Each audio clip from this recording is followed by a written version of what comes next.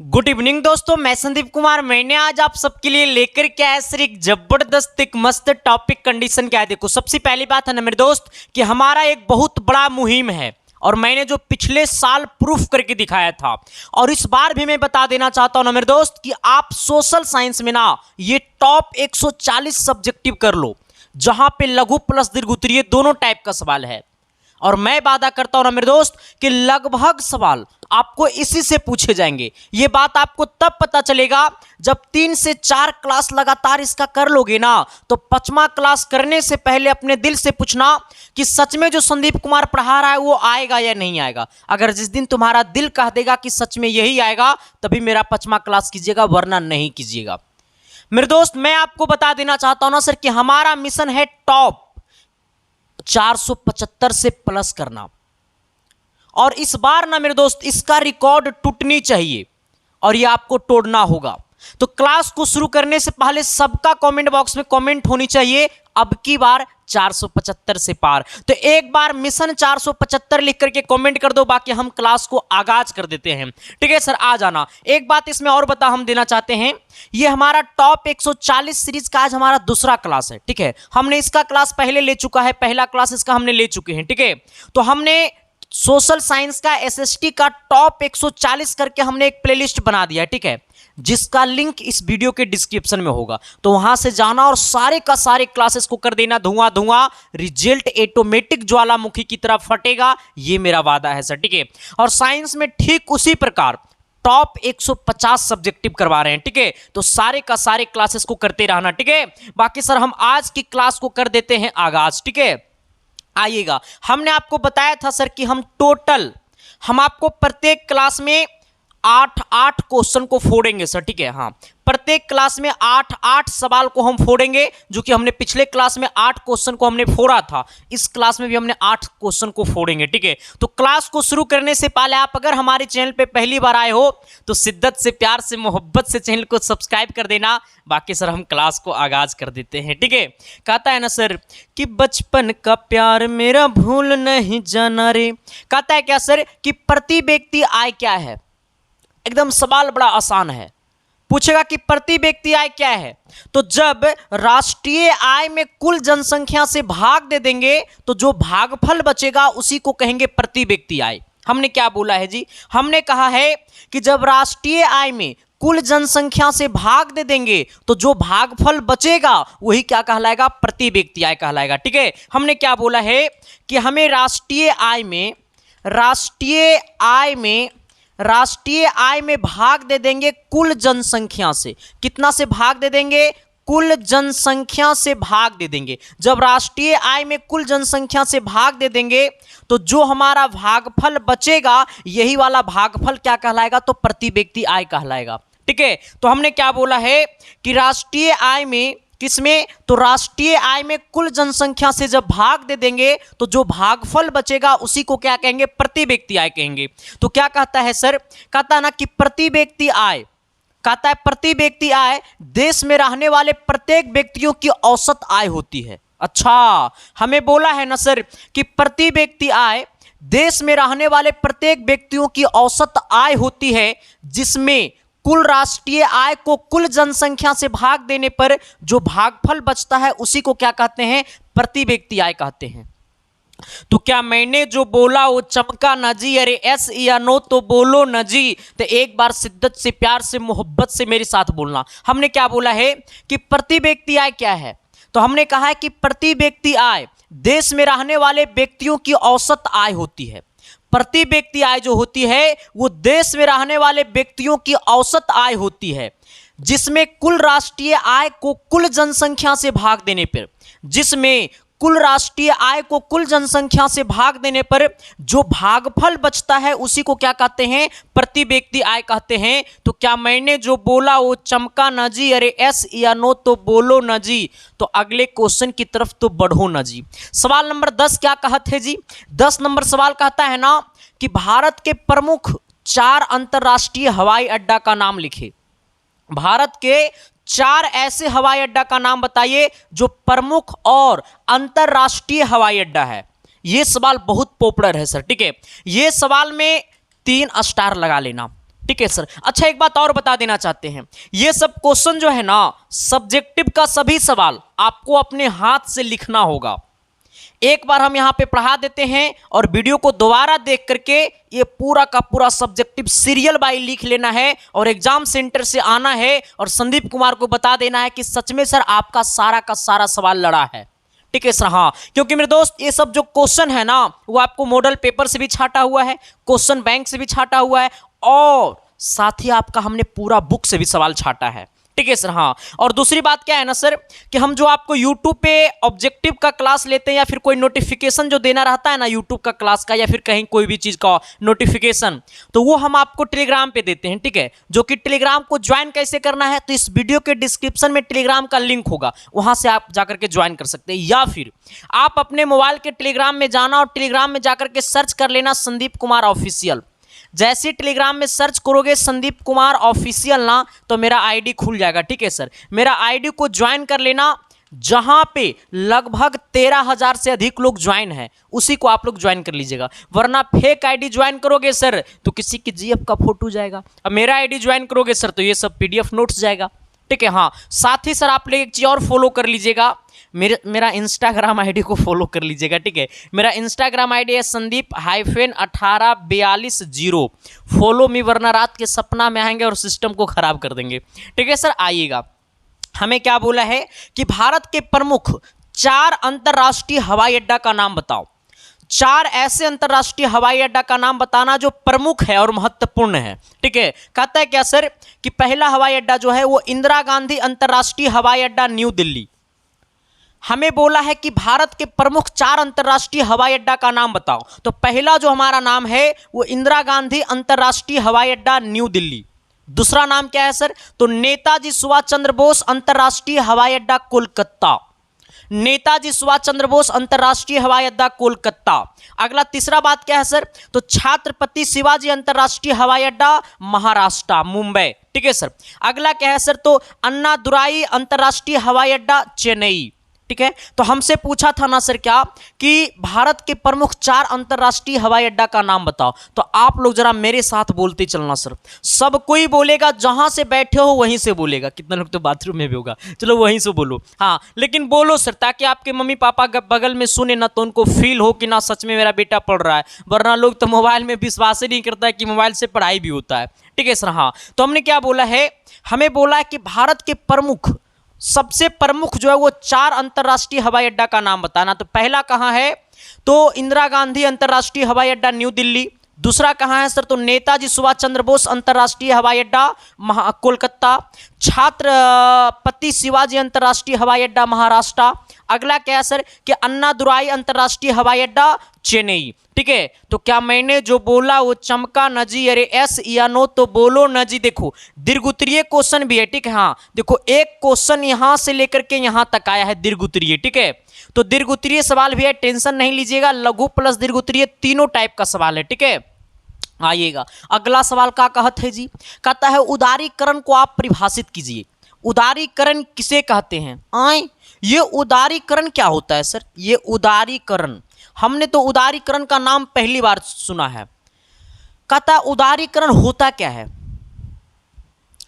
कि तेरी आंखों में मेरा चेहरा दिखता है। आओ सर आओ, पढ़ाई का चेहरा दिखना चाहिए अभी 2 से 3 महीना। कहता है उदारीकरण को परिभाषित कीजिए। कहता है उदारीकरण का अर्थ है, उदारीकरण का अर्थ है, उदारीकरण का अर्थ है सरकार द्वारा बनाई गई आर्थिक नीतियों में विशेष छूट प्रदान करना।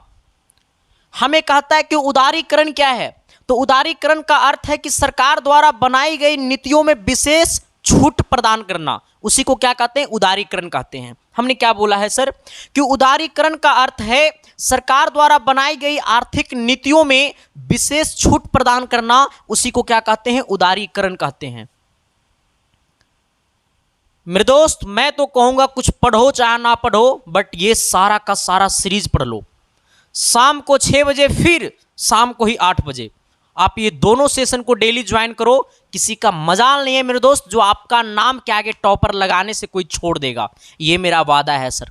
आप 3 से 4 क्लास करो, चौथा से 5वां क्लास में ऑटोमेटिक आपको फील होगा कि सच में रिजल्ट का मतलब एसके साइंस क्लासेस है। ठीक है सर, तो आप लोग जरा बताना सर हमने क्या बोला है कि सरकार द्वारा बनाई गई आर्थिक नीतियों में विशेष छूट प्रदान करना ही क्या कहलाता है? उदारीकरण कहलाता है। ठीक है, हेलो, हाँ बोलिए, जल्दी बोलिए। पेमेंट करके स्क्रीनशॉट भेज दीजिए, मिल जाएगा। हाँ हाँ, सब विषय मिल जाएगा। ठीक है, हाँ जरा आइएगा सर, हमने क्या बोला है, क्वेश्चन नंबर 12 की तरफ आइएगा। लेकिन सर इससे पहले मैं आपको एक चीज बता देना चाहता हूं कि सच में ये क्लास अगर आपको अच्छा लग रहा है ना सर, तो सही चीजों को सही जगह पहुंचाने की कोशिश करना। ठीक है, सही चीजों को सही जगह पहुंचाने की कोशिश करना ताकि लोग सही चीज पढ़ाना चालू कर दे। मेरे दोस्त, मेरा मकसद रहता है कि आपको सपना, आपकी सपना को करना है साकार, आपकी मम्मी पापा की फिक्र को फक्र में बदलना है। तो ये क्लास आपको चाहे जैसा भी लग रहा है कमेंट बॉक्स में कमेंट कर देना। अगर ये क्लास आपको बुरा लग रहा है तो बुरे ही कमेंट करना, बट कमेंट बॉक्स में जरूर बताना मेरे दोस्त कि आपको क्लास कैसा लग रहा है। अच्छा लग रहा है तो लाइक करके शेयर कर देना और अपने अपने व्हाट्सएप के स्टोरी में लगा देना। ठीक है, हाँ सर आइएगा, क्लास क्या कहता है, क्वेश्चन नंबर 12 कहता है जल संरक्षण से आप क्या समझते हैं? जल संरक्षण का मतलब क्या होता है? तो संरक्षण का मतलब होता है बचाव। कहता है जल संरक्षण से आप क्या समझते हैं, इसका क्या उपाय है? हमें बोला है ना सर कि जल संरक्षण से आप क्या समझते हैं? जल का बचाव, संरक्षण का मतलब होता है बचाव। ठीक है, तो कहता है जल संरक्षण से आप क्या समझते हैं, इसके क्या उपाय हैं? जो हमको पहली बार देख रहा होगा ना, मतलब पढ़ाते हुए, तो उसको लग रहा होगा कि मास्टर एसएसटीए का टीचर है। ठीक है, देखो सर कोई चीज़ के पीछे जब मेहनत करोगे ना तो ऑटोमेटिक वो चीज़ आपका ही हो जाएगा। हाँ ठीक है, तो दुनिया में तो हर चीज़ कमी और खासियत है सर, इंसान हमेशा सीखता है। मैं भी आपसे सीखता हूँ, आप भी हमसे सीखते हैं। इंसान, दुनिया में हर इंसान हमेशा सीखता है। जब तक इस धरती पे है तब तक वो इंसान सीखेगा। इस दुनिया में कोई भी ज्ञानी नहीं हुआ सर। ठीक है, महापुरुषों ने कहा करके गया है। कहता है क्या जल संरक्षण से आप क्या समझते हैं, इसके क्या उपाय है? तो कहता है क्या सर कि जल का नियोजित एवं विवेकपूर्ण ढंग से, नियोजित मतलब नियोजित और विवेकपूर्ण ढंग से मतलब समझदारी तरीका से, सही ढंग से, जितना आवश्यकता है उतना ही जल का उपयोग करना, मतलब विवेकपूर्ण मतलब समझदारी तरीका से। ठीक है, हमें बोला है कि जल का नियोजित एवं विवेकपूर्ण ढंग से उपयोग करना तथा जल की बर्बादी को रोकना जल संरक्षण कहलाती है। संरक्षण का मतलब होता है बचाव, जल का बचाव। हमें बोला कि जल संरक्षण किसे कहते हैं? तो कहता है जल का नियोजित एवं विवेकपूर्ण ढंग से उपयोग करना तथा जल का बर्बादी को रोकना जल संरक्षण कहलाता है। तो क्या मैंने जो बोला वो चमका ना जी? अरे यस या नो तो बोलो ना जी, तो कमेंट बॉक्स में कमेंट करो ना जी। हमने क्या बोला है कि जल संरक्षण से आप क्या समझते हैं? तो कहता है जल का नियोजित एवं विवेकपूर्ण ढंग से उपयोग करना तथा जल की बर्बादी को रोकना जल संरक्षण कहलाता है। अब आना सर पैराग्राफ चेंज करके, क्योंकि हमसे यही नहीं पूछा है, हमसे पूछा इसका क्या उपाय है। ये सवाल 5 नंबर का है, तो सर आपको 5 नंबर जैसा लिखना भी पड़ेगा ना। हाँ, तो अब जहां पे ये खत्म हुआ है उसका जस्ट नीचे में आना, उसी लाइन में और नीचे में आना कि आज पूरा विश्व जल संकट की स्थिति में गुजर रहा है। आज हमारे पूरे विश्व जो है वो जल की संकट की स्थिति में क्या कर रहा है, गुजर रहा है। मतलब जल की संकट से क्या हो रहा है, झेल रहा है। बहुत सारे जगह ऐसे जहां पे पानी की मात्रा नहीं पहुंच पा रही है, और बहुत सारे ऐसे जहां लोग पानी बर्बाद कर रहे हैं। तो इसीलिए कहता है कि जल का बचाव कीजिए, जल का सही तरीका से उपयोग कीजिए, क्योंकि जल ही हमारा जीवन है। एसएसटी का भरपूर टीचर है ना रे। सही बता रहे हैं, एसएसटी भी हमारा फेवरेट सब्जेक्ट था। कहता है क्या कि आज पूरा विश्व जल संकट की स्थिति में गुजर रहा है। भविष्य में जल संकट की स्थिति की ओर भी गंभीर ना हो, इसीलिए हम सभी को जल का उपयोग सही तरीका से करनी चाहिए। हमें बोला है ना सर कि भविष्य में, आने वाला भविष्य में जल संकट की स्थिति की ओर ना हो, मतलब जल संकट की स्थिति की ओर भी गंभीर ना हो, मतलब जल संकट की स्थिति की ओर नहीं जाए, इसीलिए हम सभी को जल का उपयोग सही तरीका से करनी चाहिए। ठीक है, फिर हमें क्या बोला है सर इसका उपाय? तो इसका बहुत सारा उपाय है, ठीक है। कहता है जल संरक्षण का निम्नलिखित उपाय है। पहला उपाय क्या है? जल को प्रदूषण होने से बचाना है।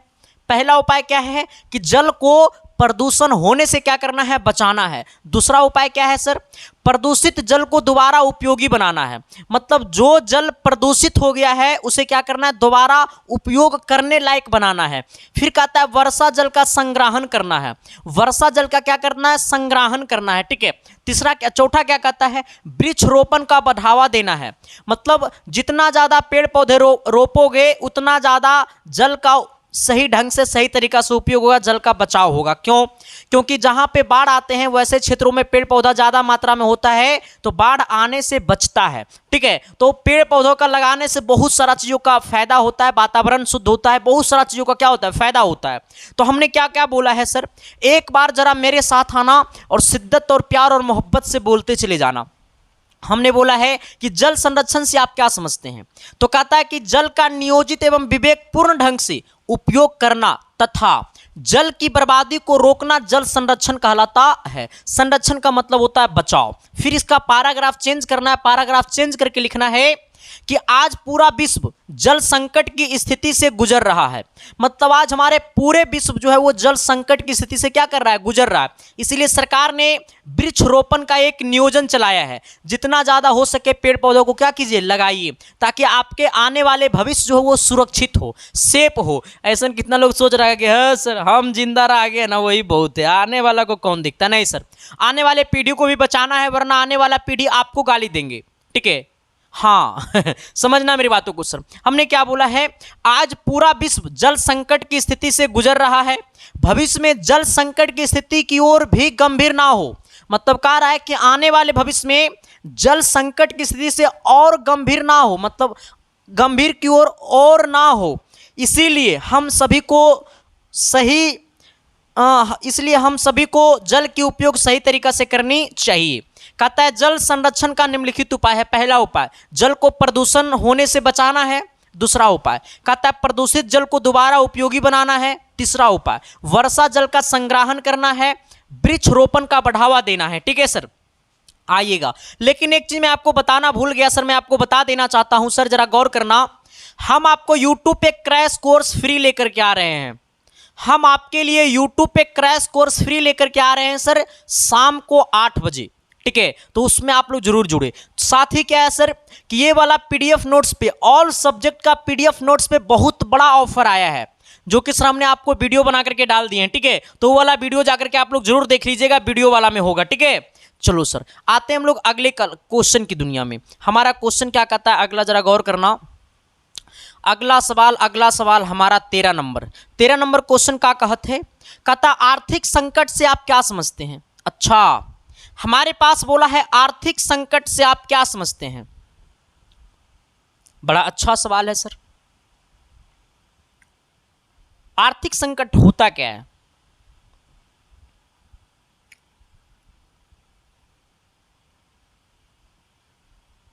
जिंदगी है जनाब, कष्ट तो होगी ना, तकलीफ तो होगा ना।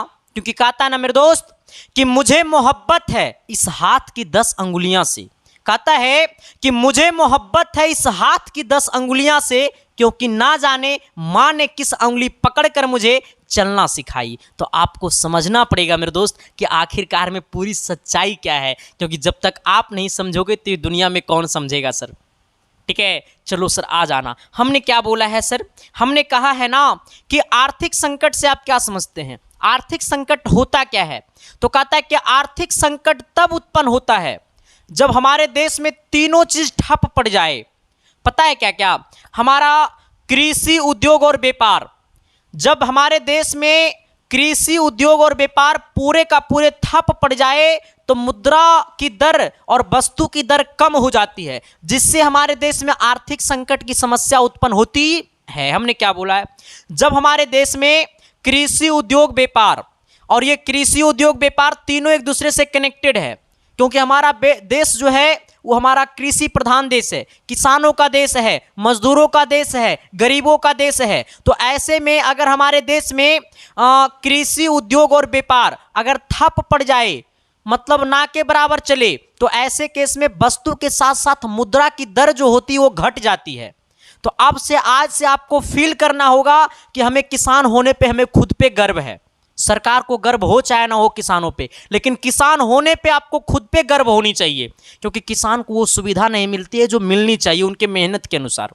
ये बात आपको समझना पड़ेगा, ठीक है, क्योंकि हमारा देश जो है वो किसानों का देश है, गरीबों का देश है, मजदूरों का देश है, व्यापारियों का देश है, उद्योगपतियों का देश है। तो सर हमारा उद्योगपति और व्यापार तभी हो पाएगा जब हमारा किसान सही तरीका से मेहनत कर पाएंगे।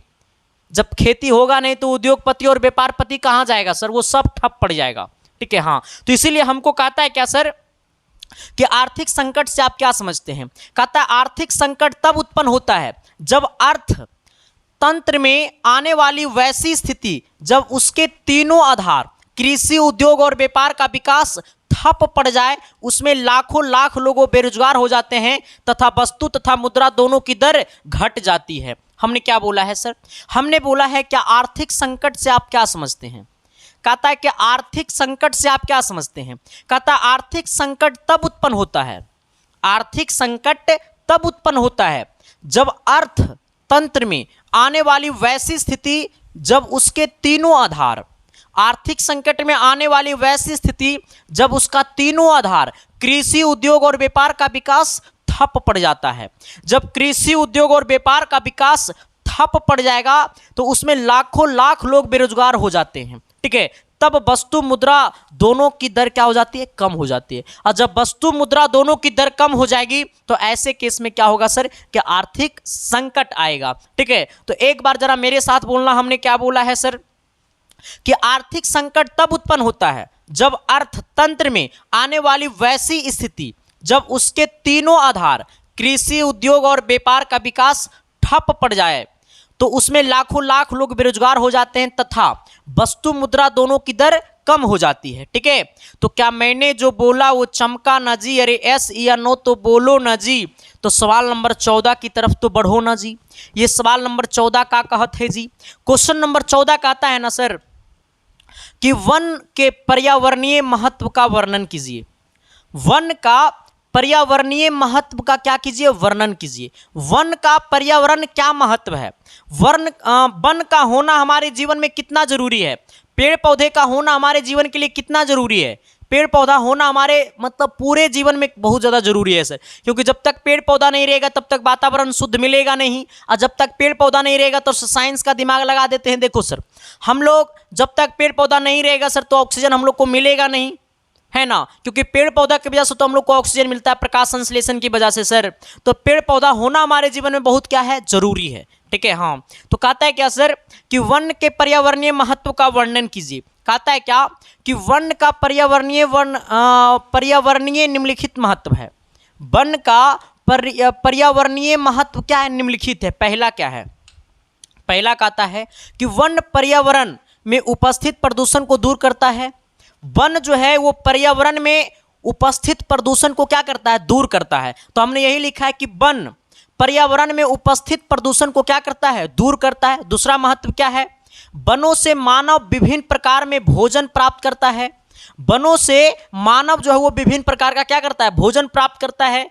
तुम लोग तो अभी शहरी होगो तो नहीं पता है, जो देहात के होंगे उनको पता होगा सर कि हम लोग गांव ग्राम के क्या होता था ना कि पहले जैसे अमरूद का सीजन आ गया, आम का सीजन आ गया तो दिन दिन भर आदमी आम खाते रह जाता था, अमरूद खाते रह जाता था सर। तो वन होना हमारे जीवन में बहुत ज़्यादा जरूरी है।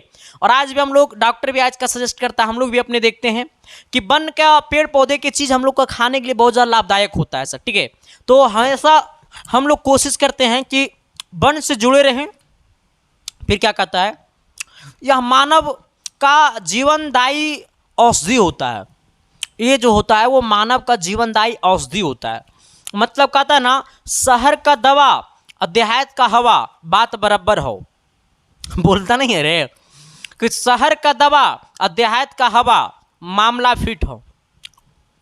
देखता हूँ कभी कभी हमको फीवर होता है ना, तो जैसे अभी देखो फीवर है तो घर से पता है क्या कहेगा कि आ जाओ ना घर, शहर का दवा देहात का हवा बात बराबर है, बट ठीक हो जाएगा ऑटोमेटिक। हम बोलते हैं बोलता है सच में, सच ये फील होता है, सच बताते हैं, ठीक है। इसीलिए कहता है कि यह मानव का जीवनदायी औषधि होता है, ठीक है। एक लिए मानव का जीवनदायी औषधि होता है। फिर कहता है वन वर्षा जल को अवशोषित कर बाढ़ से बचाता है।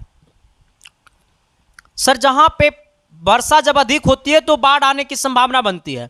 जब ऐसे में पेड़ पौधा की मात्रा अधिक रहेंगे तो बाढ़ आने से बचाव होता है, क्योंकि वो बांध टूट नहीं पाता है। जो लोग होंगे पूर्णिया का होंगे, कटिहार का होंगे, बेगूसराय का होंगे, किशनगंज का होंगे, सुपौल का होंगे, तो उन लोग को पता होगा कि बाढ़ आने से क्या क्या हानिकारक होता है। जब हम पॉलिटेक्निक कर रहे थे सर तो 2017 में, तो उस टाइम बाढ़ आया हुआ था, हमको लग रहा था कि अरे भाई आना। कहता है कई जीवन उपयोगी वस्तुओं का निर्माण वन से ही होता है। मतलब कई प्रकार की जो उपयोगी वस्तु होते हैं जिसका निर्माण जो होता है वो वन से ही होता है। ठीक है, तो एक बार जरा मेरे साथ बोलना चारों को, ठीक है, पांचों को। कहता है क्या? पहला कि वन पर्यावरण में उपस्थित प्रदूषण को दूर करता है, मामला फिट क्लियर। कहता है वनों से मानव विभिन्न प्रकार का भोजन प्राप्त करता है, एकदम फिट। कहता है यह मानव जीवनदायी औषधि होता है, बिल्कुल फिट। कहता है वन वर्षा जल को अवशोषित कर बाढ़ से बचाता है, बिल्कुल मामला फिट। कहता है कई जीवन उपयोगी वस्तुओं का निर्माण वन से ही होता है। चलो क्लियर हो गया। अगला आइएगा सर, ये क्वेश्चन क्या कहता है? कहता है अनवीकरणीय संसाधन क्या है? हमने आपको पिछले क्लास में नवीकरणीय पढ़ाया था। तो नवीकरणीय संसाधन वो संसाधन होती है जिसे एक बार उपयोग कर लेने के बाद दोबारा उपयोग में आ सके, उसे नवीकरणीय कहते हैं। अनवीकरणीय संसाधन वो संसाधन होती है जिसको एक बार उपयोग कर लेंगे तो वो दोबारा उपयोग में नहीं आएगा। जैसे कोयला है, कोयला को एक बार उपयोग कर लेंगे तो क्या जरा हुआ कोयला को दोबारा जलाते हैं? कितना लोग कह रहा होगा हाँ सर धो के जलाते हैं नू अरे बकलोलो बढ़िया से नहीं जलता इसलिए दोबारा उसको जलाया जाता है। ठीक है, हाँ, तो आपको समझना होगा सर। फिर क्या कहता है? पेट्रोलियम। क्या पेट्रोलियम एक बार बाइक में पेट्रोल डाल देते हैं तो क्या जल जाने के बाद उसको दोबारा डालते हैं? बकलोल खत्म ना हो जाता, धुआं बन करके वो खत्म हो जाता है। तो इसी प्रकार से प्राकृतिक गैस, एचपीजी गैस, जितने ये सब चीजें हैं वो हमारा सारा का सारा क्या है? अनवीकरणीय संसाधन है। तो अनवीकरणीय संसाधन वो संसाधन होती है जिसको एक बार उपयोग कर लेते हैं तो वो दोबारा उपयोग में नहीं आता है, उसे क्या कहते हैं? अनवीकरणीय संसाधन कहते हैं। तो क्या मैंने जो बोला वो चमका ना जी? अरे एस या नो तो बोलो ना जी। तो अगले सवाल की तरफ तो बढ़ो ना जी।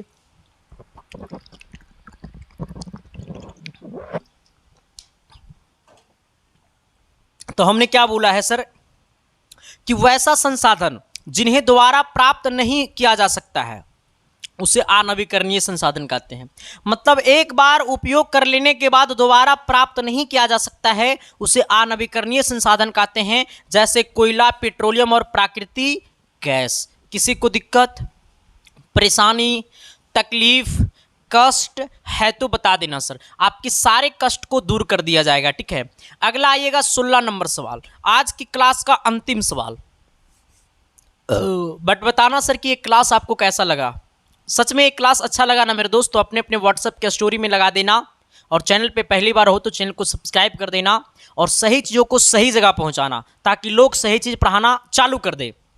इसका मतलब ये नहीं कह रहा हूँ कि सब गलत ही पढ़ाता है आ जाना सर। कहता है खरीफ फसल किसे कहते हैं? इसका उदाहरण भी दीजिए।